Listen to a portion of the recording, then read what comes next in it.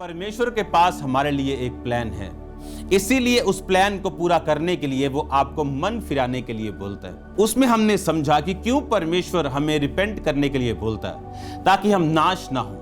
क्यों परमेश्वर ने इज़राइल के लास्ट राजा को त्याग कर बेबीलोन के नीचे कर दिया और फिर उनकी तौबा के बाद वो उन्हें वापस भेजा और अपने भवन को जो खुद परमेश्वर ने खत्म कर दिया फिर से उसे बनाया। एक बात को आपने बड़े ध्यान से समझना कि परमेश्वर करप्ट लोगों को अपनी महिमा के लिए इस्तेमाल नहीं करता। जिस तरह एक एप्पल कंपनी अपने मोबाइल को बिना चेक किए लॉन्च नहीं करती।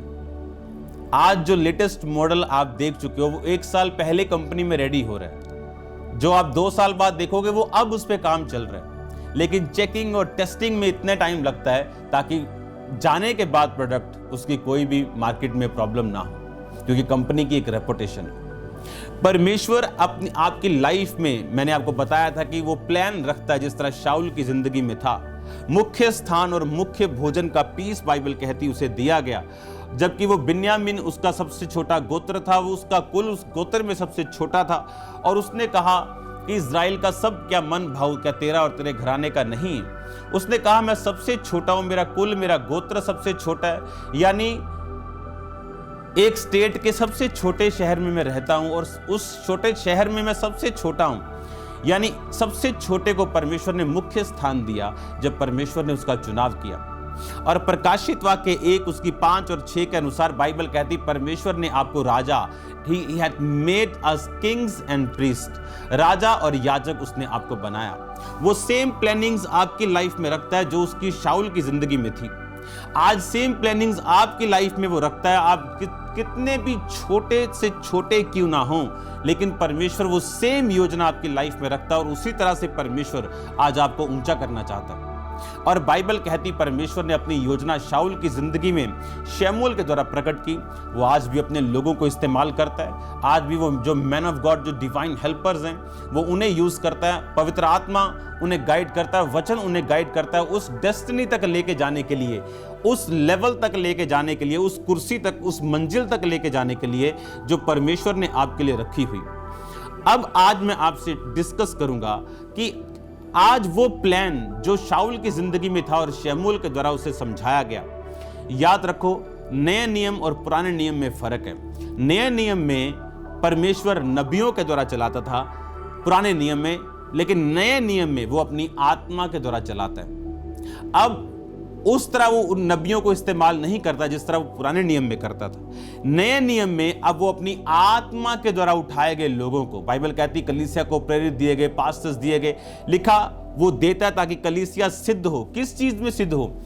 परमेश्वर के प्लान को इंडिविजुअली अपनी लाइफ में समझना। अब मैंने ये समझ लिया कि मुझे रिपेंट करने की जरूरत है, मुझे तौबा मन फिराने की जरूरत है। मन फिराने के बाद परमेश्वर कहता है अपने दिल को अगर तू खोलेगा, मेरी टोन समझेगा, मैं क्या चाहता अगर तू समझेगा, तो मैं तेरे लिए मेज बिछाऊंगा, मुख्य स्थान दूंगा, मुख्य भोज दूंगा, तुझे ऊंचा करूंगा। अब मैंने ये सारे परमेश्वर के प्लान्स को समझ लिया। लेकिन आज परमेश्वर का प्लान आपको फिजिकली किंग बनाना तो नहीं है।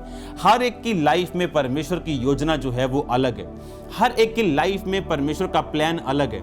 आपकी लाइफ में अलग है, मेरी लाइफ में अलग है, एक बिजनेसमैन की लाइफ में अलग है, एक पॉलिटिशियन की लाइफ में अलग है, एक जॉब वाले बंदे की लाइफ में अलग है। लेकिन उसका प्रोटोकॉल एक ही है, उसका जरिया एक ही है। जब उस रास्ते पे हम चलेंगे, हमारी कॉलिंग कोई भी क्यों ना हो, उस कॉलिंग में हम फल लेके आएंगे। जैसे खाद एक ही है, उसे सेब में डालेंगे, सेब अच्छे होंगे। वैसे सेब में तो मधुमक्खियों का यूज होता है, मैं आपको एग्जांपल दे रहा हूं। खाद कहीं भी डालेंगे तो वो काम करेगी। अब आपको ये बात समझनी कि अब उस इंडिविजुअल प्लान को मैं अपनी लाइफ में रिसीव कैसे करूं। मैं ये कैसे समझूं कि जिस तरह परमेश्वर ने शाऊल को राजा होने के लिए चुना था, मुझे परमेश्वर ने किस लिए चुना? उस गॉड्स प्लान को, गॉड्स कॉलिंग को, खुदा की बुलाहट को मैं अपनी लाइफ में कैसे जानूं कि मुझे परमेश्वर ने क्या करने के लिए बुलाया। अगर हम समझ जाएं परमेश्वर का प्लान और मैन, आदमी की योजना, एक आदमी जो परमेश्वर की योजना समझ गया और उसके बाद योजना बनाई, वो मैन्स प्लान नहीं, वो गॉड्स प्लान। मैं परमेश्वर की योजना समझ गया और उस योजना को पूरा करने के लिए मैंने मोबाइल लिया, मोबाइल में बाइबल फीड करी, दिस वॉज माई प्लान, ये मेरा प्लान था मोबाइल लेना, पर ये मेरा नहीं एक्चुअल, ये इंक्लूड करता है, ये उसी गॉड्स प्लान के बीच में। हालेलुया। पर अगर गॉड्स प्लान के अंदर फिट ना रह के कुछ अलग किया जाए, वो गॉड्स प्लान नहीं, वो है मैन्स प्लान। जिस तरह योना नबी ने गॉड्स प्लान को त्याग के अपना प्लान चुना, जबकि परमेश्वर ने उसे निन्वे भेजना था, वो गया नहीं, तर्शीश को भाग गया और रास्ते में उसको ट्रबल हुई, और रास्ते में जब वो मरने लगा, जब शिप डूबने लगा तो उसको फेंका गया और वो मछली के पेट में गया, तौबा की और वापिस आया उसी शहर में। अब मेरी लाइफ में गॉड्स प्लान क्या है, उसे मैं कैसे प्रैक्टिकली समझूं, उसे कैसे मैं पूरा करूं, कैसे मैं गॉड्स प्लान, खुदा की योजना के अंदर फिट हूं।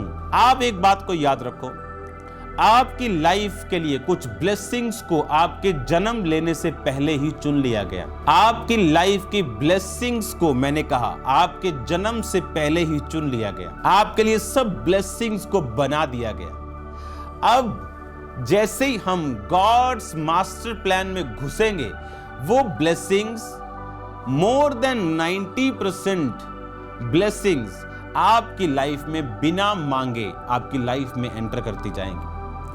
एक गरीब व्यक्ति के लिए एक पिज्जा प्रेयर पॉइंट हो सकता है, लेकिन एक किंग के लिए वो प्रेयर पॉइंट नहीं, वो उसकी चॉइस है, चाहे वो खाना चाहे चाहे ना खाना चाहे। गॉड्स मास्टर प्लान में घुस के, खुदा की योजना के अंदर जाके, अब आपकी चॉइस होगी, आपकी प्रेयर नहीं। आपके प्रेयर पॉइंट्स चेंज होंगे और बहुत सी ब्लेसिंग्स आपकी लाइफ में फ्लो करेंगी, आपके देखते देखते आपकी आंखों के सामने। हालेलुया। हमारे YouTube चैनल को सब्सक्राइब करें ताकि आप परमेश्वर के गहरे वेदों को जान सकें कि कैसे आप परमेश्वर में बढ़ सकते हैं, कैसे आप दुष्ट आत्माओं से, नशों से, बीमारियों से और वंशों के श्रापों से आजाद हो सकते हैं।